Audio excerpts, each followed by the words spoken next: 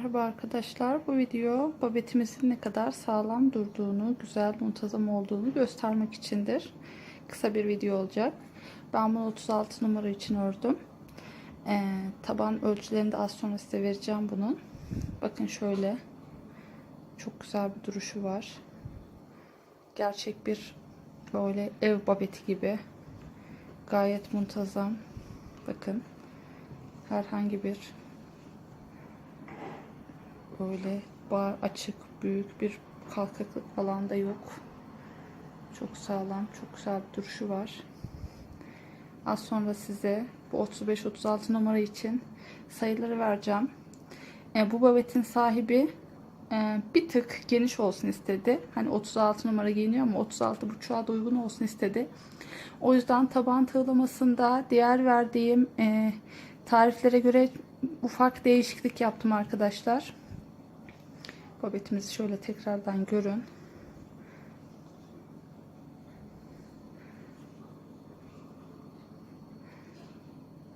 Direkt araları böyle. Gördüğünüz gibi arka kısım böyle gayet güzel. Birazcık yüksek tutmak için arka kısmı videoda da anlattığım gibi trabzan yaptım. Buradaki sık iğneleri 3 sıra yaptım. Ama size videoda gösterdiğim sık iğne değil de klasik sık iğne şeklinde yaptım. Bir sıra kaydırma yaptım arkadaşlar. Kaydırmayı yaparken ön kısımda kaydırmayı uygulamadım. Çok sıkı olmasın diye. Böyle güzel, muhteşem bir babetimiz oldu. Yani ben bununla aşk yaşıyorum diyelim. Şimdi bu babette dediğim gibi 36 numara ama biraz geniş olsun istedi sahibi. O yüzden size tığlama sayılarını nasıl yaptığımı buradan anlatayım. Siz de not edin. Bakın buradan başladım. Her zamanki gibi topuk kısmını aynı yaptım. 5 4 4 4 4. Yani topuktaki bu affedersiniz. Topuktaki bu 5 bölüme 5 deliğe 4 4 5 olarak battım. Aralara 3 3 3 battım. Sadece şöyle karşılıklı gelen kesimde 2 tane dolgu yaptım. Diğer hepsi 3 tane dolgu oldu. Gelelim burun kısmına arkadaşlar. Burun kısmında da diğer babetlerimde ne yapıyordum? 3 buradan, 3 buradan, bir tane de ortadan, toplamda 7 tane deliğe daha fazla batıyordum. Ama bu babetimde 4 4 8, bir de ortadaki 9, toplamda 9 tane deliğe diğer yerlerden farklı dolgu yaptım.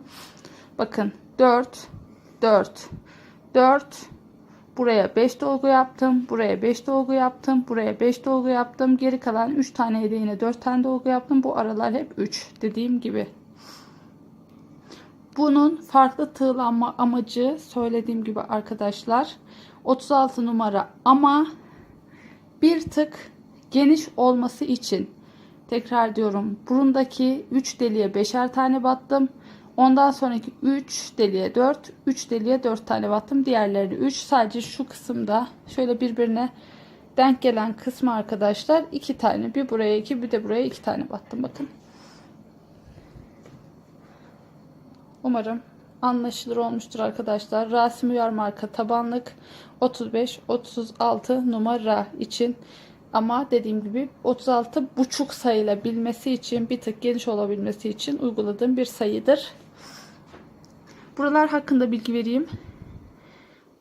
4 sıra çakma trabzan ördüm. 5. sırada direkleri kurdum. Ön kısımda 24 24, bir de ortadan toplam 24 artı 24 48, bir de 49. Şu kısma 49 tane ilmek ayırdım. Direkleri o şekilde kurdum. Direk aralarını 6 trabzanla başladım. 5 4 3 2 1 ile bitirdim. Son bir sırada sık iğne yaparak tamamladım arkadaşlar. Direk araları çakma trabzan değildir, normal trabzandır. Dolgu yaptım. Diğer hepsi 3 tane dolgu oldu. Gelelim burun kısmına arkadaşlar.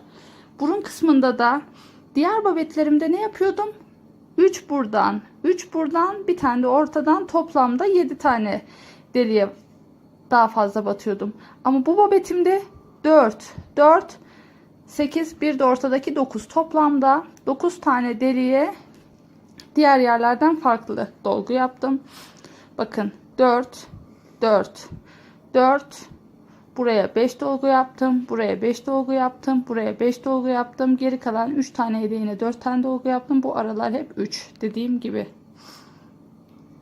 Bunun farklı tığlanma amacı söylediğim gibi arkadaşlar 36 numara ama bir tık geniş olması için, tekrar diyorum, burundaki 3 deliğe 5'er tane battım. Ondan sonraki 3 deliğe 4, 3 deliğe 4 tane battım. Diğerlerini 3. Sadece şu kısımda şöyle birbirine denk gelen kısmı arkadaşlar 2 tane, bir buraya 2, bir de buraya 2 tane battım. Bakın. Umarım anlaşılır olmuştur arkadaşlar. Rasim Uyar marka tabanlık 35-36 numara için. Ama dediğim gibi 36 buçuk sayılabilmesi için, bir tık geniş olabilmesi için uyguladığım bir sayıdır. Buralar hakkında bilgi vereyim.